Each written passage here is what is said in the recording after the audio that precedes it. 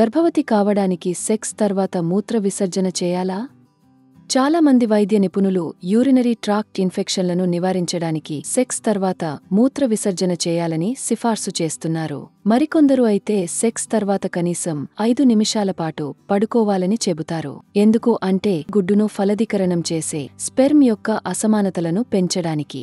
Sex సమయంలో యోనిలోకి sperm స్ఖలనం చేయబడుతుంది. మూత్రనాళం కాదు. మూత్ర విసర్జన చేయడం వల్ల యోని నుండి స్పెర్మ్ బయటకు వెళ్లదు. గర్భవతి కావడానికి సెక్స్ తర్వాత మూత్ర విసర్జనకి గల సంబంధము ఇదే. మరిన్ని వివరాల కోసం మా హాస్పిటల్ని సంప్రదించండి.